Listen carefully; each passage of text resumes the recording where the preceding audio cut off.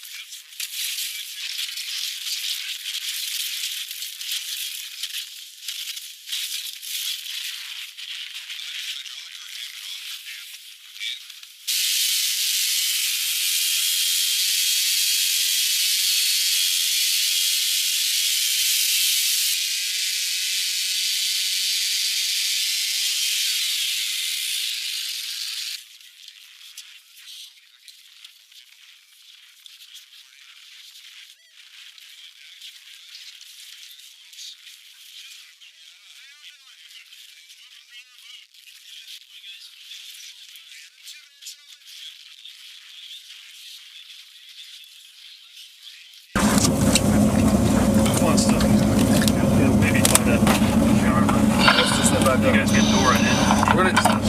That's what it should be. It's like that so much. That's how I felt yesterday. Straight close your ABB. Next, check each other's sleep. Okay, here, check the sleep so you want to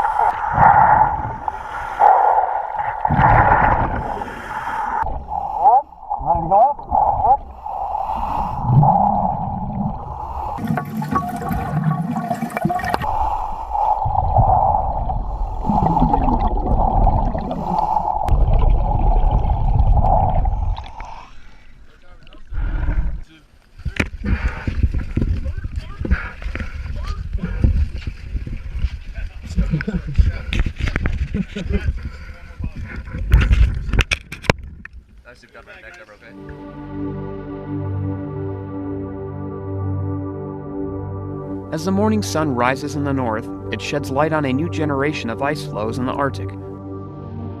a change that will raise many concerns regarding the environment and operational securities for America and her partnering nations.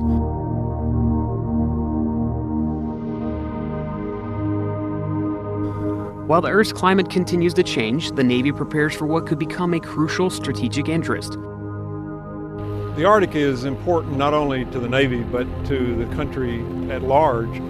It's going to become a major sea lane. And as these sea lanes begin to emerge, the Navy will rely on research and science to guide the way. Roughly 200 miles north of Prudhoe Bay, Alaska, an ice camp is constructed and maintained by sailors, scientists, and engineers in support of the Navy's ice exercise, also known as ICEX. So we're here to measure the thickness of the ice cover. And the reason that we're here to measure the thickness of the ice cover is to help submarine operations. For starters, submarines need to know the thickness of the ice cover for tactical purposes. They also need to know them for safety purposes. A submarine needs to surface if it's in trouble, so it needs to know where the thin ice lays. And submarines also play a role, in addition to an operational standpoint, they also play a role scientifically. Submarines have been taking information about ice thickness, again, for operational purposes, but they've been storing that information and keeping it since the 1950s. And that information actually gives us the best history we have of how thickness is changing as a function of time, and right now as a function of climate change. Submarines collecting this data will face various challenges along the way.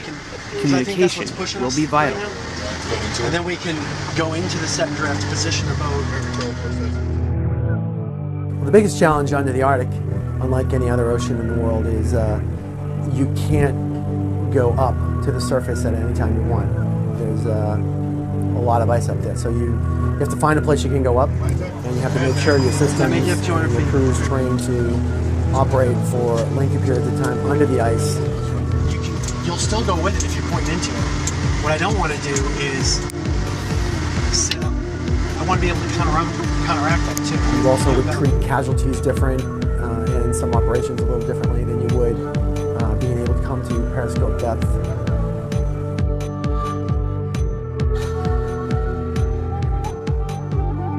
So at the ice camp, there's a grid that extends about 10 miles around the ice camp. And within that grid, we can communicate via underwater telephone. And sound goes through the water, your voice goes through the water to the ice camp. Iceman, this is Atlas. Marvin Garden's team departed my location. Well, if you just hang on a second, we're gonna give it to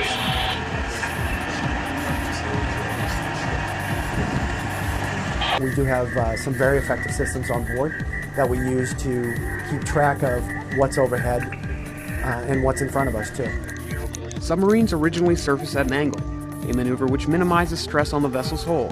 However, in the Arctic, punching through 3 to 4 feet of ice will require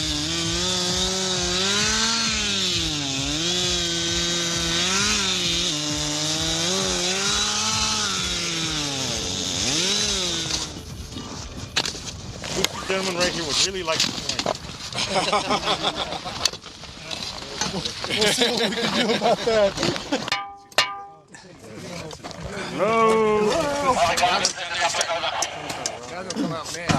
Hatches open.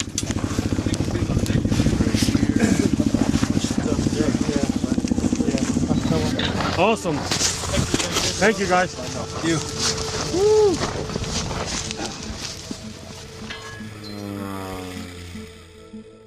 Back at the camp, Captain Jane and his crew of British and Canadian Navy counterparts maintain the watch, coordinating a vast array of operational duties.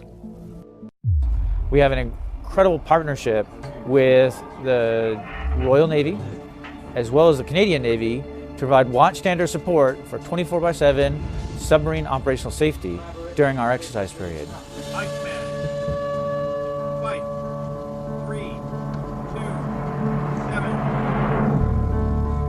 We not only control and manage all the submarine operations, but we also control and manage all the flight operations that support, including helicopter flights with remote field parties in out to remote sites in the Arctic. The Arctic presents unique tactical advantages the ICEX team will continue to analyze. However, this exercise is not cheap, and with future budget cuts, researchers like Jackie and her crew continue to stress its importance. And if you're going to operate in an environment, you have to practice, you have to be ready to operate in an environment. And the Department of Defense really prides itself on being ready to go to any environment if need be.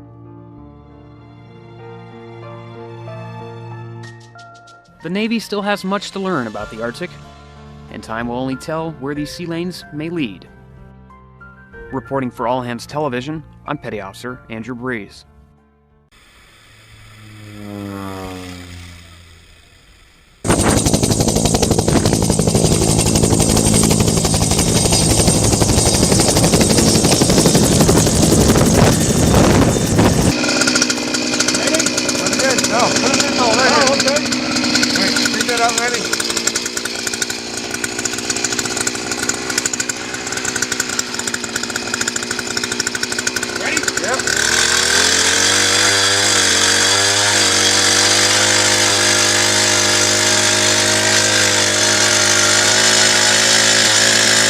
Yeah, that's about 33 inches. They're about.